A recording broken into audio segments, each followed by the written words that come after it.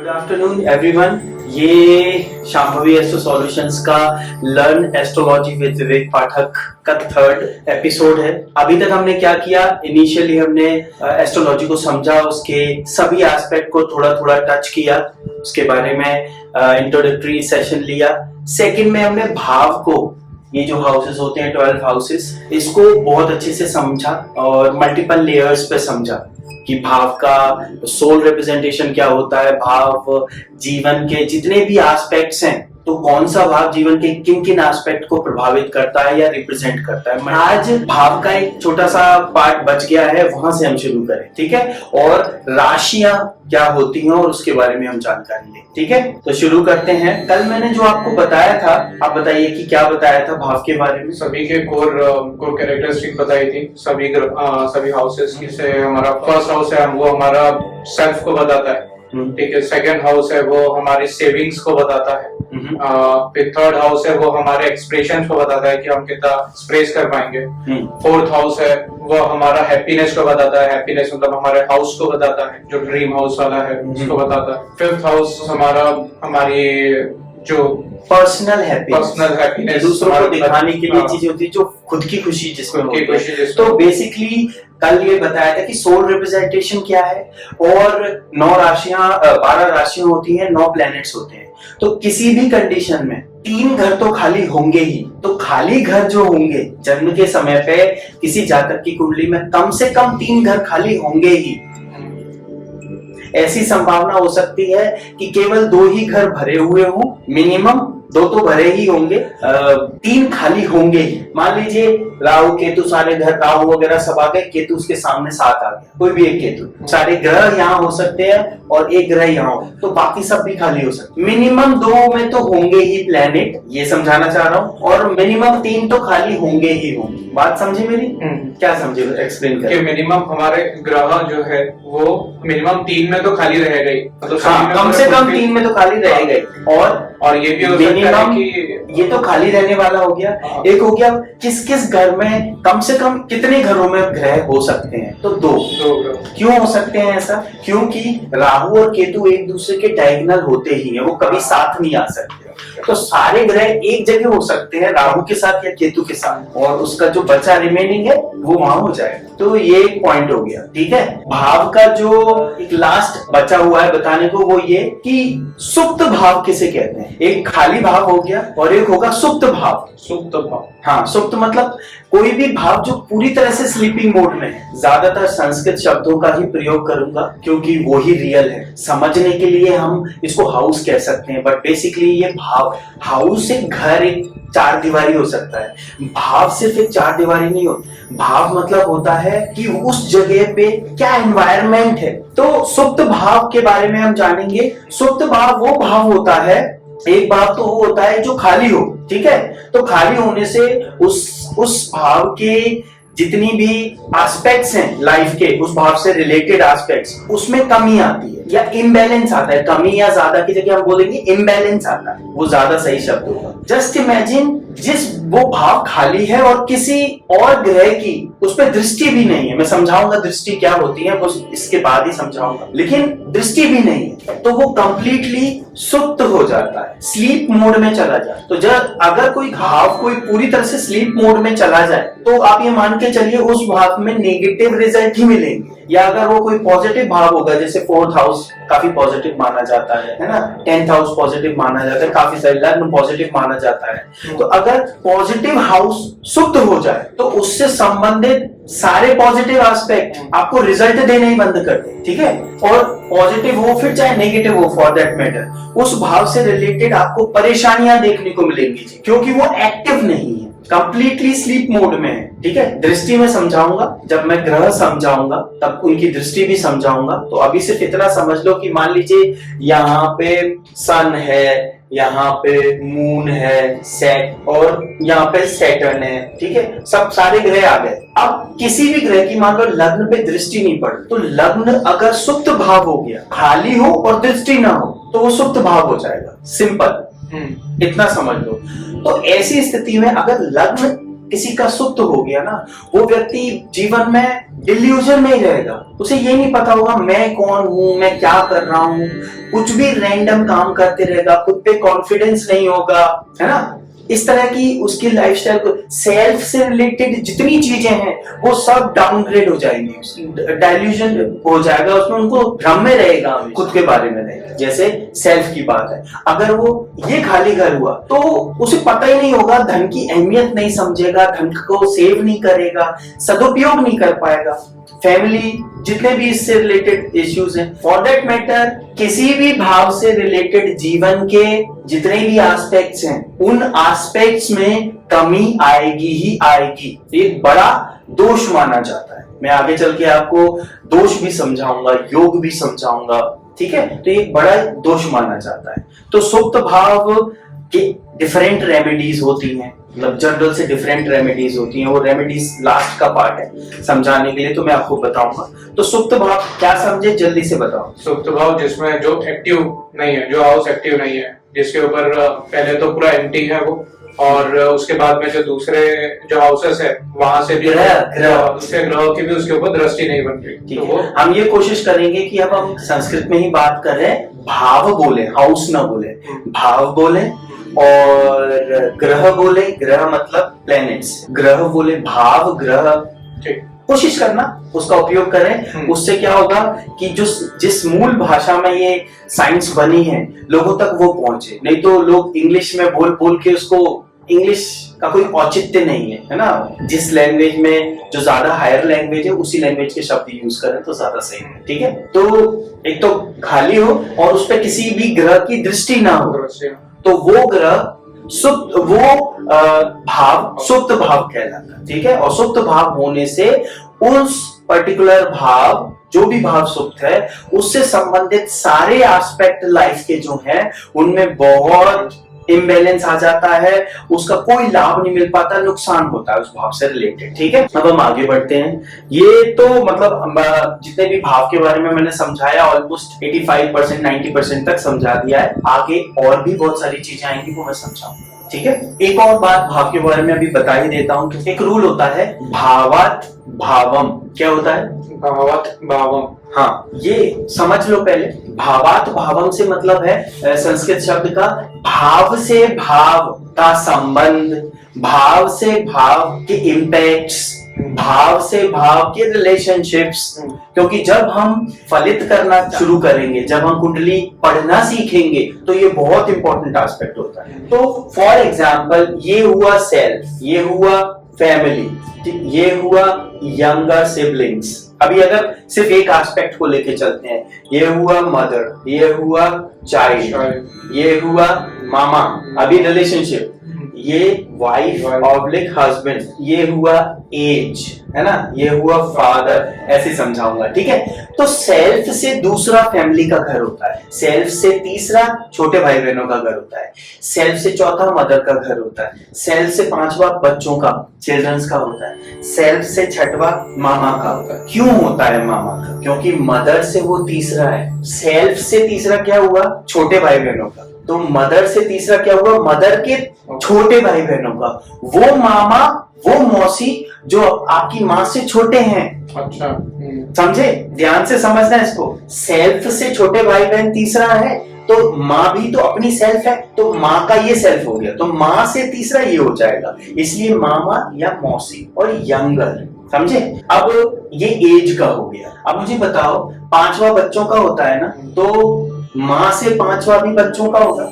जब आपके बच्चों की बात आएगी तो यहाँ पांचवे को देखा जाएगा। जब आपकी माँ के बच्चों की देखी जाएगी, आप अपनी माँ के बच्चे हो और आपकी माँ के और भी बच्चे हो सकते हैं, तो जब उनके बारे में बात की जाएगी तो माँ से संतान, तो 1 2 3 4 5, तो ये एज का तो है ही। आपके सिबलिंग्स को इन जनरल देखा जाएगा, छोटे बड़े नहीं, सभी सिबलिंग्स को। यहाँ से छोटे सिबलिंग्स को देखा जाता है, यहाँ से बड़े सिबलिंग्स को देखा जाता है, यहाँ से जनरली सिबलिंग्स को देखा जाएगा कि आपके माँ के कितने बच्चे हैं। जो घर, ये वाले घर में ऐसी सिचुएशंस हो कि सिबलिंग्स के होने की संभावना को कम करता हो, तो इससे समझ में आ जाएगा कि आपके माँ के आप अकेले बच्चे, है ना। ऐसे बहुत सारी क्वेरीज मतलब इतनी न्यूमरस क्वेरीज हो सकती हैं, तो हमको फंडामेंटल रूल समझने होते हैं। किसी ने सडनली ऐसे बोला वो टेस्ट करने आ गया। बहुत से लोग टेस्ट करने आएंगे जब तुम एस्ट्रोलॉजी सीख लोगे और प्रैक्टिस कर रहे होगे, तो बहुत से लोग आपको टेस्ट करने आए। ऐसा नहीं कि सिर्फ आपसे मदद मांगने आए, मुझे भी बहुत लोग टेस्ट करने आए। कितनी नॉलेज है देखे तो सही। तो वो रैंडम से रैंडम पॉसिबिलिटीज के क्वेश्चन आपसे पूछेंगे,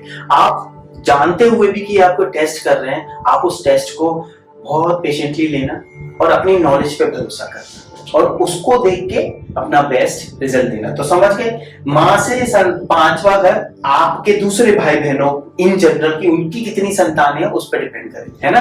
जैसे मेरे माँ की जो संतानें हैं वो तो वहां से कवर हो गई ना, 3 ये 3rd वाले और 11 वाले से थर्ड कवर हो गई। आपसे छोटे भाई बहन कितने हैं या कैसे संबंध है, आपसे बड़े भाई बहन कितने हैं या कैसे संबंध है, ये आपसे चल रहा है। ये माँ के कितने बच्चे हैं, समझे ये अंतर। ये सेल्फ का घर है।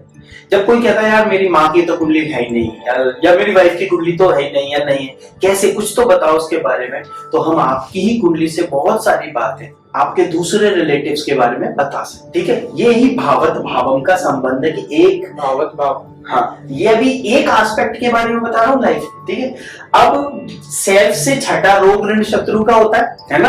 तो चौथे से छठा माँ के स्वास्थ्य को जब देखना हो, 1 2 3 4 5 6, जब माँ के स्वास्थ्य की बात आ रही हो तो इन दोनों घरों को देखना पड़ेगा, क्योंकि ये उसका लग्न हो जाएगा और ये उसका छठवां घर हो जाएगा। अभी मैं माँ को लेके ही चल रहा हूँ, एक रिलेशनशिप से ही समझा रहा हूँ, आप इसको दूसरे रिलेशनशिप पे भी लगा सकते हैं, वो मैं टेस्ट करूंगा। समझे, इसमें कंफ्यूजन हुआ कि नहीं? कोई कंफ्यूजन नहीं है। अब माँ से 7वां, जब आप अपनी मम्मी और अपने पापा के बीच के कोऑर्डिनेशन, रिलेशनशिप, उनके संबंध के बारे में कोई बात कर रहे हो तो ये देखा जाएगा। सर आप 7th बोलो, वो 10th है। वो 10th है। हाँ मगर वो माँ का 7th है ना। अच्छा वैसे कर रहे हो ना, मेरे को वहां पे भी कंफ्यूजन। भावत भावम। हाँ, आप अपना कंफ्यूजन बताओ पहले। नहीं मतलब वही मेरे को नंबर का कंफ्यूजन हुआ। अभी मैं सेल्फ की बात तो कर ही रहा हूँ, लेकिन मैं माँ से, चलो मैं ऐसे बात करता हूँ, ये फादर का घर। तो फादर के बच्चों के बारे में कहाँ से देखेंगे बताओ? फादर के बच्चों के बारे में देखेंगे 10th से। नहीं फादर बच्चों के बारे में कहाँ से देखते हैं? ये 8th 5th से। चाइल्ड का घर कौन सा है? 5th। सेल्फ के चाइल्ड का घर कौन सा है? 5th। तो फादर बोला तो फादर सेल्फ हो गया, तो फादर से 5th 1 2 3 4 5। अच्छा 1 2 3 4 5। ओके 1 2 3। आप 2 चीजें दिमाग में लेके चलो, एक आपकी कुंडली, ठीक है, तो आप सेल्फ हो गए।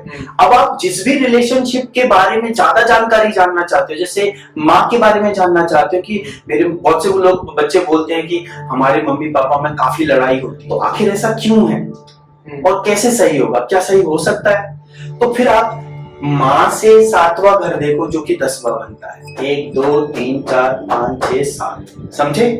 एक मिनट मेरे को ये वाला, हाँ ये बोलो। हाँ ये जो आपने बोला था फादर के हमको चाइल्ड का घर देखना है, ठीक है। तो 9 हमारा फर्स्ट हुआ क्या? 9 हमारा फर्स्ट हो जाएगा, 2nd 3rd 4th मतलब फर्स्ट वाले, तो ये 5th हो जाएगा। तो जब हम एनालिसिस करेंगे तो हमको आपके पिता की कितनी संतानें हैं और वो उनके आपस में कैसे संबंध रहेंगे, वो यहाँ से देखा जाएगा, यहाँ से देखा जाएगा, इन 2 भाव को देखा जाएगा, इन 2 भाव के स्वामी की कुंडली में स्थिति को देखा जाएगा, तब जाके हम फर्दर एनालिसिस कर पाएंगे कि क्या होगा। क्वेश्चंस बहुत तरह के होते हैं। सेल्फ के बारे में बात कर रहे हैं, फिर सेल्फ के किसी रिलेटिव के बारे में बात कर रहे हैं, सेल्फ के किसी 2 रिलेटिव के बारे में बताना है, तो आप कैसे बताओगे कि यार ये तो मेरी कुंडली है और अवेलेबल नहीं है उनकी कुंडली, तो क्या करें? तो आप आपकी ही कुंडली से या जो जातक आपके पास आया उसी की कुंडली से उसके संबंधियों के बारे में बहुत सारी जानकारी दे सकते। ये सिर्फ अभी रिलेशनशिप के बारे में बात कर रहा हूँ, जिस भी एस्पेक्ट के बारे में बात करोगे तो जितने भी एस्पेक्ट होते हैं उतनी कुंडलियां बन जाएंगी और उनको वैसे एनालिसिस होगा। ठीक है, तो ये फादर का हो गया। फादर से 2nd, फादर के वेल्थ से हो गया। सेल्फ की वेल्थ कहाँ स्टोर होती है? 2nd में। तो फादर की वेल्थ स्टोर कहाँ होगी? यहाँ। ठीक है, फादर की वेल्थ स्टोर कहाँ होगी? 2nd में। फादर से 2nd में, क्योंकि जिसकी भी बात करेंगे उसका घर उसका फर्स्ट हाउस बन जाएगा, फिर वहां से कैलकुलेशन शुरू होगी। अब जैसे फिर फादर के होम का, तो एक तरीके से देखे होम का, तो वो 11 नंबर 1 2 3 4। तो फादर, आपके फादर को संतुष्टि किस में मिलेगी? बताओ किस में मिलेगी? आपको घर बना के वो सब कुछ हो गया, आपके फादर को जो कुछ कमाया है उन्होंने वो व्यय करके होगी। ये व्यय का एक्सपेंडिचर का हाउस है, मोक्ष का हाउस है। अब व्यय क्यों? उनकी संतान हो गई, उनका करियर हो गया, अब उनकी एक एज हो गई है, अब उनको आगे बढ़ना है इन सब चीजों से। तो 1 2 3 4 विदेश यात्रा हो गई। अक्सर देखे ना, मम्मी पापा सोचते हैं यार हम बहुत मेहनत कर लिया, बच्चों के पैसों पे ऐश करेंगे, और बच्चे उन्हें घुमाने ले जाते हैं, विदेशों में घुमाने की उनकी इच्छा रहती है। ये उससे एसोसिएटेड है, घूमना फिरना, एक्सपेंडिचर करना या मोक्ष की तरफ आगे बढ़ना, है ना, आश्रम जाना। तो पिता की खुशी जब वो पिता बन जाए और एक एज हो जाए, उसके बच्चे उस लायक हो जाए, तो उसको उसकी अगली जर्नी इधर होती है। ये सेल्फ ही यहाँ जाके पिता बना, सेल्फ फैमिली से जुड़ के उसको वैल्यूज मिली, छोटे भाई बहन मिले, कुछ फिर उसको घर मिला जो जन्म से मिला है, उसमें उसने खुशियां बनाई और मन में इच्छा बन गई कि मैं भी बड़ा घर बनाऊंगा, क्योंकि वो भी एक घर में आया या छोटे में रहा था। फिर आगे बढ़ा तो एजुकेशन हो गई, प्राइमरी एजुकेशन, फिर उसने कुछ उसकी रोग शर्तों से, फिर पार्टनर की तरफ बढ़ा, कंपटीशन है, ये जॉब से भी देखा जाता है ऐसे, पार्टनर मिल गया, शादी हो गई, नॉलेज गेन करने लगे, और फिर ये सब होने के बाद एक फादर इन सब एस्पेक्ट को लेके एक मैच्योरिटी पे पहुंच जाता है। तो फिर सेकेंड हाउस वो अपने कर्म को और बढ़ाता है फाइनली। फिर जो अर्निंग उसकी, ये तो सेल्फ की है, ये फादर की बात कर रहा हूँ। तो फादर का थर्ड, अपने छोटे भाई बहनों की बात आ गई, तो चाचा चाची की बात आ गई है। अंकल आंटी तो सभी हो जाते हैं चाचा, है ना, फॉर दैट मैटर जी, चाचा चाची। क्यों? अंकल जो छोटे हैं, आपके पिता से जो छोटे होंगे वो चाचा होंगे, है ना, पिता से बड़े होंगे वो ताऊ होंगे। तो पिता से 11वां देखो, 7 8 9 10 11, तो ये ताऊ जी का हो जाएगा, क्योंकि उनसे बड़े भाई बहन है पिता के। ऐसे ही बड़े मामा कौन से होंगे, मामा या मौसी, तो चौथे से 11वां, 7 8 9 10 11, तो ये बड़े मामा मामी, मामा मौसी, ये सब कुछ आ गए। इसीलिए इसे फैमिली दिया है, ओवरऑल फैमिली का नाम। यहाँ पे मामा मामी भी आ गए, अपनी फैमिली भी आ गई, अपने रिश्तेदार भी आ गए, ओवरऑल दूर के, तो इस तरह से आप ये कर सकते हो कि कौन किसका क्या है रिलेशनशिप में। जो सेल्फ का संबंध बाकी से है, आप कहीं से भी काउंट करोगे उनके संबंध वहां से निकाल सकते हो। कॉन्सेप्ट समझ में आया? मैं एक एक का करके नहीं दिखाऊंगा, है ना, पकी हुई खीर नहीं दूंगा, फॉर्मूला बताऊंगा, फिर आप उस पर मेहनत करोगे तो आप ज्यादा अच्छे से सीखो। समझे इस बात को? तो ये पॉइंट समझ में आया। भावत भावम फॉर रिलेशनशिप्स। अब भावत भावम में जनरली अपन ऐसे देखेंगे कि एक तो रिलेशनशिप हो गया, और किस टाइप का क्वेश्चन हो सकता है? स्वास्थ्य। हाँ, स्वास्थ्य, बिल्कुल, माँ का स्वास्थ्य, पिता का स्वास्थ्य। आपका तो पता है, आपका तो बता दिया सबसे पहले, आपका स्वास्थ्य कहाँ होगा, उसको सब कुछ कहाँ होगा। आया आपको समझ में भावत भावम? यही संबंध आप रिलेशनशिप के अलावा दूसरे एस्पेक्ट पे भी लगा सकते हैं। दूसरे एस्पेक्ट कौन कौन से हो सकते हैं, जरा इमेजिन करके बताओ। दूसरा एस्पेक्ट हो गया हेल्थ हो गया, उसके बाद नहीं, आप स्पेसिफिकली बोलो, मेरी हेल्थ या मेरे पिता की हेल्थ? मेरे पिता और मेरे मदर की हेल्थ। हाँ, देन उसके बाद में मेरे लाइफ पार्टनर, आपके लाइफ पार्टनर के लिए ये फर्स्ट हाउस हो जाएगा। आपके लाइफ पार्टनर के कितने बच्चे होंगे? आपके लाइफ पार्टनर के बच्चे आपके ही बच्चे होने की संभावना ज्यादा है ना। तो 1 2 3 4 5 11 पे, हाँ, और आपका 5वां ये, तो ये दोनों को उस पर डिपेंड करेगा, बच्चे इन दोनों के ऊपर डिपेंड करेगा। समझे कनेक्शन? समझे?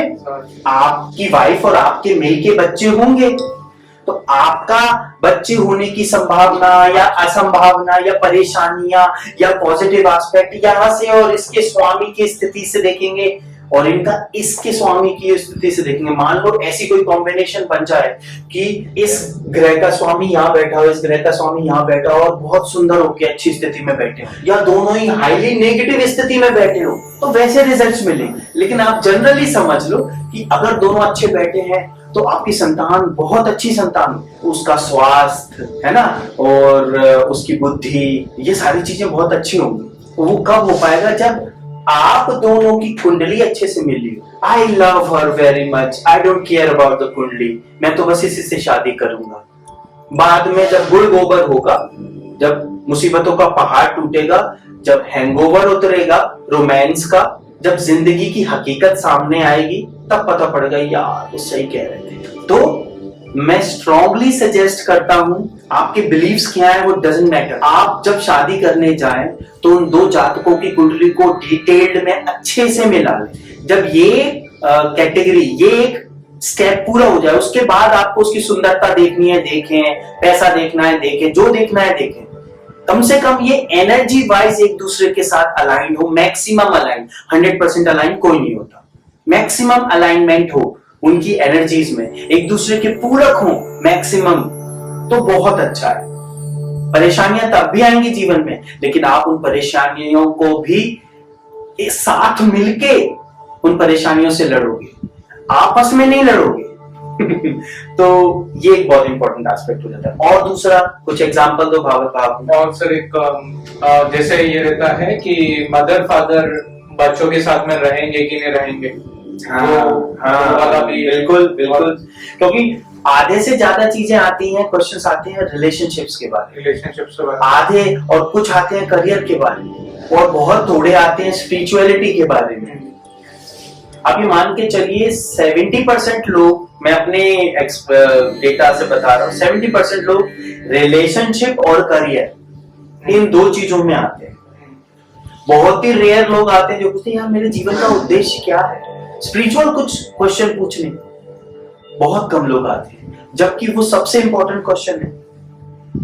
क्योंकि अगर वो क्वेश्चन आपको पता पड़ गया, इन जनरल अगर आपको ये पता पड़ गया कि आपकी जिंदगी का सबसे महत्वपूर्ण उद्देश्य क्या है, हर एक के लिए अलग हो सकता है, तो आपका क्या है, तो क्या आप अपने पूरे जीवन की ऊर्जा उस दिशा में बढ़ाओगे नहीं, लगाओगे नहीं, करने की कोशिश नहीं करोगे? करोगे, यस करोगे। और जब आप अपनी इंटरेस्ट का काम करने लगो, मैं हर एक को जो करियर एडवाइस मांगने आता है, मैं सजेस्ट करता हूं आप सबसे पहले आइडेंटिफाई करो आपका इंटरेस्ट किस चीज में है। और कुंडली देख के बताया जा सकता है आपके मल्टीपल इंटरेस्ट है, तो टॉप प्रायोरिटी पे कौन सा इंटरेस्ट है, सेकंड पे क्या है। तो समय के साथ ये इंटरेस्ट बदलते हैं, लेकिन करियर ऑप्शन, अब इसको एक्सप्लेन करने से पहले एक मैंने कहीं सुना था, डॉक्टर देवी कीर्ति हैं, उन्होंने सुनाया था, एक शेर है कि हर उम्र में होते हैं फितूर जुदा, कि हर उम्र में होते हैं फितूर जुदा, खिलौने, माशूका, रुतबा और खुदा। सेल्फ एक्सप्लेनेटरी है ये। समय के अनुसार आपके इंटरेस्ट बदल सकते हैं, लेकिन बदलते ही हैं। लेकिन जब आप कैरियर ऑप्शन की हो कि मुझे आखिर करना क्या है इस जीवन में, अगर आपको पता है आखिरी में खुदा तक पहुंचना ही है, मेरा इंटरेस्ट उधर ही जा रहा है, तो क्या मैं आज ही खुदा की बात नहीं करना शुरू करूंगा काम करते करते?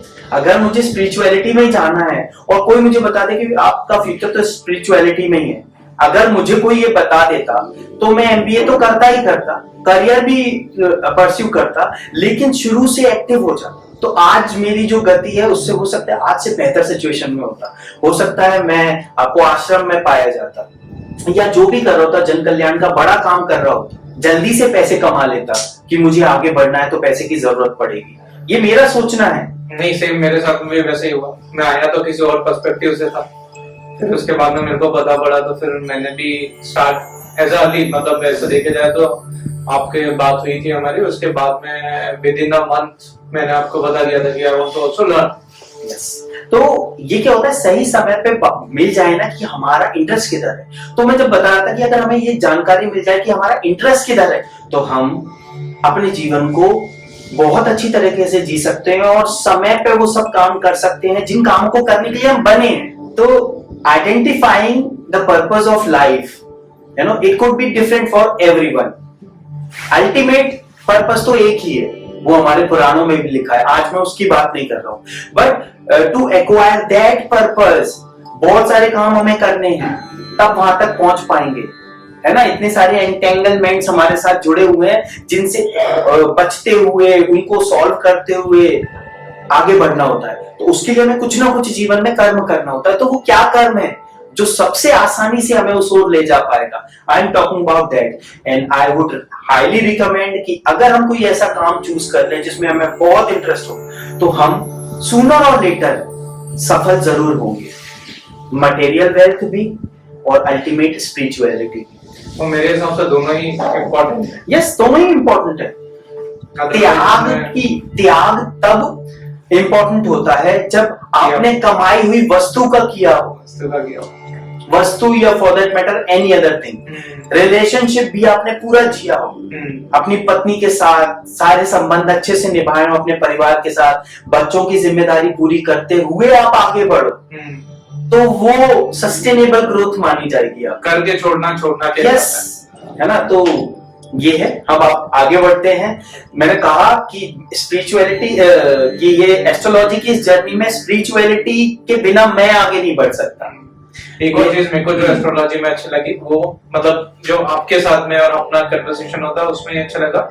हम कभी भी ये डिस्कशन नहीं करते कि ये प्रॉब्लम है, इसका सॉल्यूशन कैसे होगा। हम ये करते हैं कि अभी ये जो दशा चल रही है या ये चीजें चल रही है, इसके ऊपर हमको करना क्या है। जैसे अभी मेहनत करने का बोल रहे हैं, तो आपको उतनी मेहनत करना है। तो ये एस्ट्रोलॉजी बहुत अच्छे से बताती है कि इस टाइम को आपको मेहनत करना है, तो आपको पता पड़ेगा कि अच्छा मेरे को मेहनत करना है, तो मैं एक्स्ट्रा लेवल पे मेहनत करूंगा। पहले बता दूं, पता चला आप भाग्य के भरोसे बैठे हुए हो उस समय, तो पहले भी भाग्य ने साथ दिया था, और कुंडली में दशा देख के उस समय बोलेंगे भाई अभी भाग्य के भरोसे मत बैठना।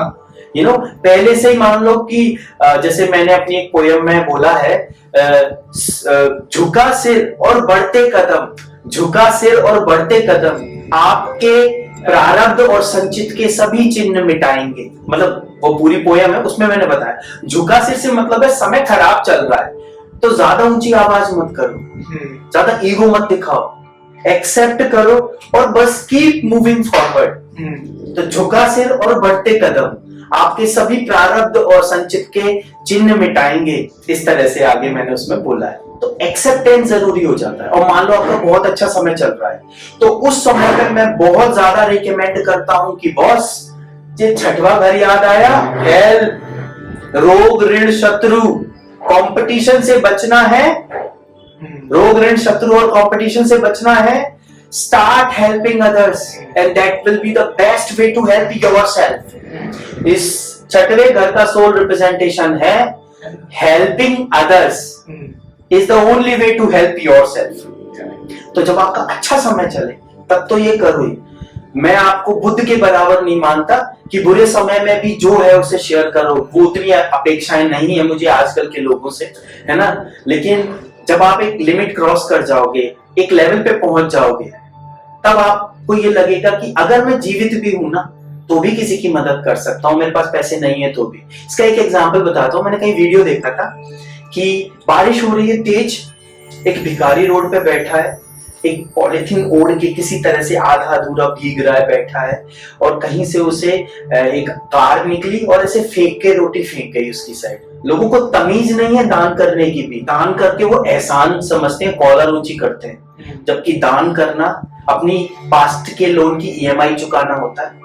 ठीक है, तो वो फेंक के चला गया रोटी, उसने उठाई और खाने को वक्त में कुत्ता उसको देख रहा था, भीग रहा था, बच्चा था छोटा सा, उसने उस कुत्ते को गोदी में उठाया, भीगते से बचाया, आधी रोटी तोड़ी, उसको खिलाई, आधी खुद ने खाई। कैन यू इमेजिन कि एक भिखारी भी, उसके पास टोटल संपत्ति वो एक रोटी थी बस, तो उसने अपनी उस पूरी संपत्ति का आधा भाग उसको दे दिया, जिससे उसे रिटर्न में कुछ नहीं मिलेगा। इस एक बात को अगर व्यक्ति समझ जाए तो जीवन में किसी एस्ट्रोलॉजर, किसी डॉक्टर की जरूरत नहीं पड़ेगी उसे। अगर वो ये सीख जाए कि उसे इतना कुछ मिला हुआ है कि वो हर वक्त शेयर करने की कंडीशन में है। ठीक है, तो आगे बढ़ते हैं। ये चलता रहेगा hand in hand, astrology and spirituality. अब बात आती है राशियों की। हमने भाव समझ लिए, भाव की लेयर्स समझ ली, रिप्रेजेंटेशन समझ लिए, उनकी आपस में कनेक्शन समझ लिए। कनेक्शन समझ लिया आपस में कि क्या है भावत भावम में। ये भावत भावम हर जगह काम में आएगा। जब भी तुम कुंडली खोलोगे देयर आर मल्टीपल टूल्स।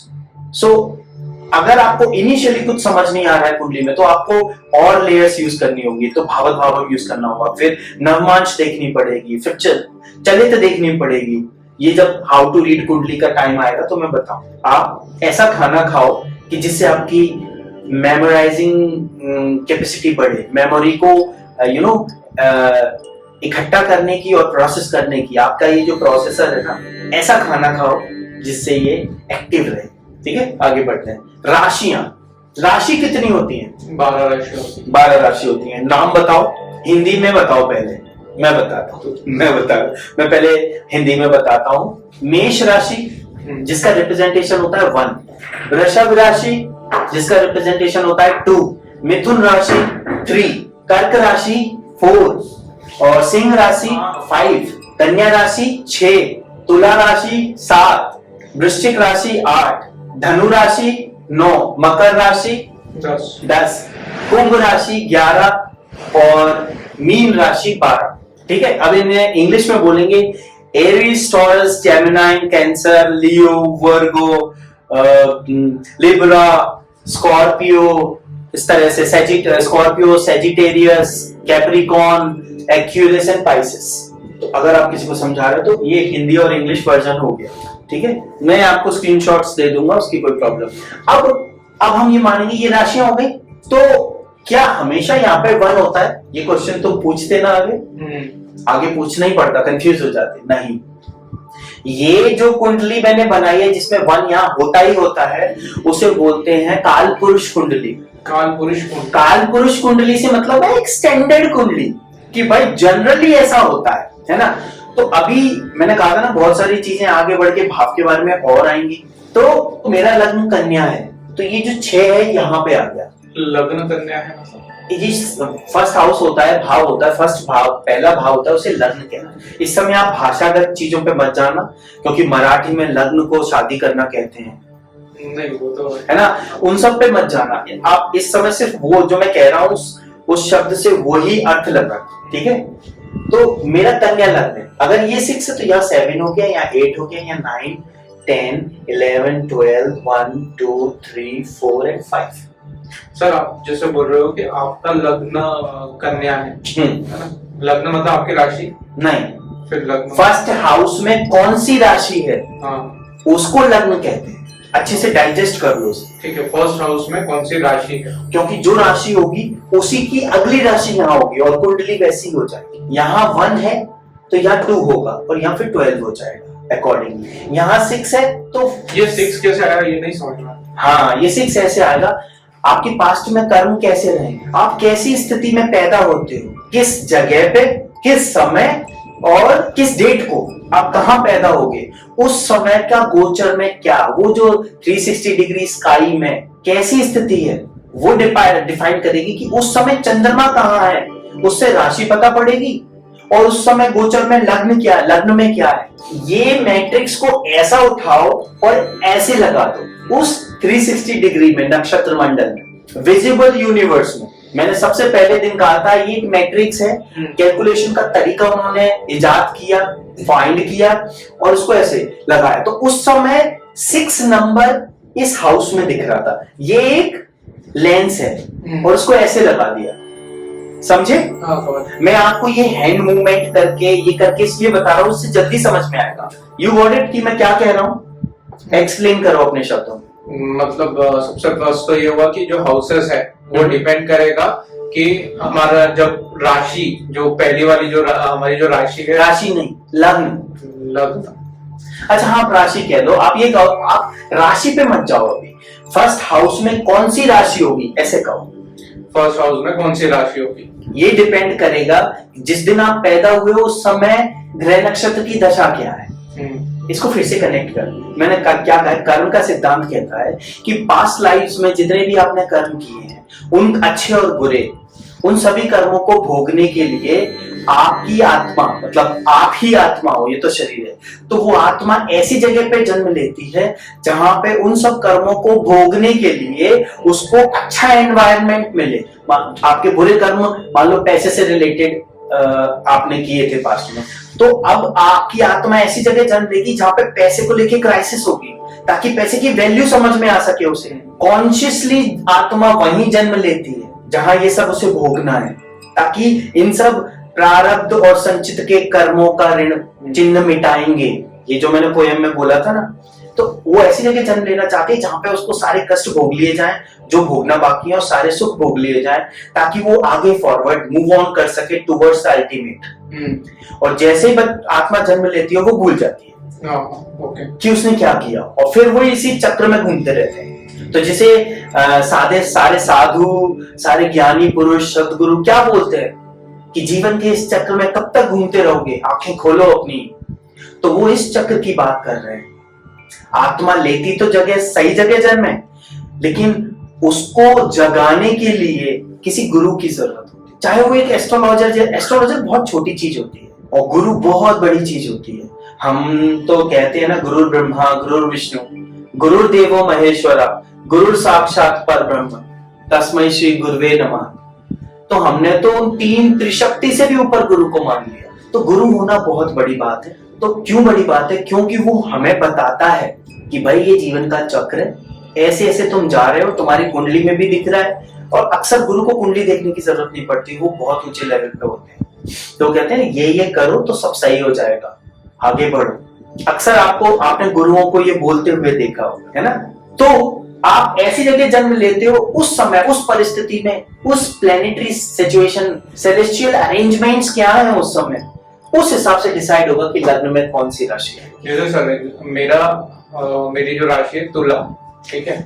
राशि तुला का मतलब है चंद्रमा तुला के अंदर। यस, मेरा क्वेश्चन ये था कि जैसे मेरी राशि तुला, और तुला जो है वो 7 नंबर पे आता, मतलब आपने जो 7 नंबर ऐसे मतलब 7th हाउस 7th राशि नहीं है, ये दो अलग चीजें हैं। Okay. 7th house, first house, second house, third house, 7th house, 12th house, तो 7th हाउस है। और 7 नंबर 7th राशि है। वो यहाँ भी हो सकती है, यहाँ भी हो सकती है, वो कहीं भी हो सकती है। जिस समय आपका जन्म हुआ है उस समय इस मैट्रिक्स में, उस विजिबल स्काई में क्या सिचुएशन है, हो सकता है तब वो 7th राशि यहाँ आ जाए, कहीं भी हो सकती है। तो आज हमने राशियों को समझना शुरू किया है, वो कल भी जारी रहेगा। और आपको अगर हमारा वीडियो पसंद आ रहा है, आपको अगर उसमें कोई क्वेश्चन है तो आप कमेंट बॉक्स में जरूर